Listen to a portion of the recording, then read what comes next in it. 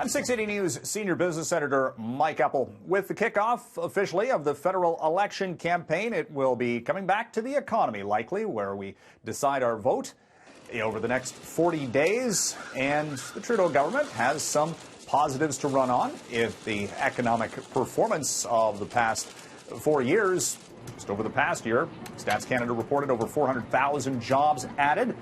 For the month of August, it was more than 81,000. All of those, however, were in Ontario and Quebec. And it's about that disconnect from economic growth, job creation. Where are the jobs? What kind are they? And pocketbook issues on affordability.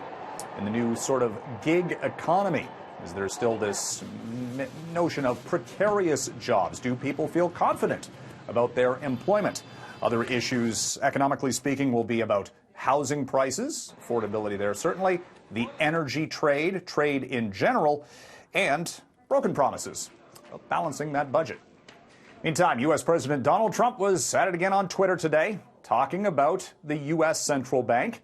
In a series of tweets, he called on the central bank to cut interest rates to zero. Says the U.S. should have the lowest interest rates in the world because the economy is the strongest. And next week, the U.S. Federal Reserve will be announcing interest rate policy, and they are expected to cut rates by 0.25%. The U.S. president also using some so-called colorful language, we'll say, to describe members of the Fed board.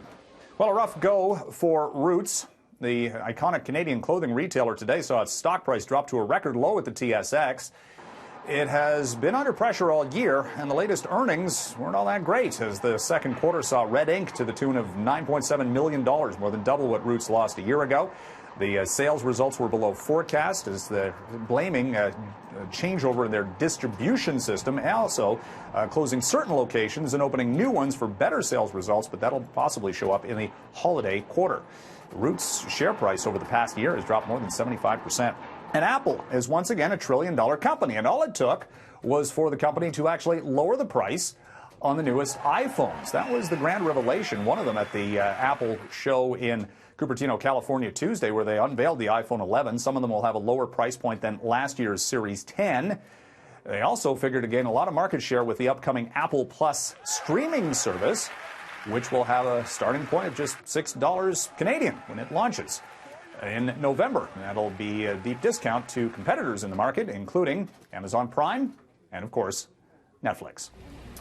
From the 680 Newsroom, I'm Mike Epple for City News.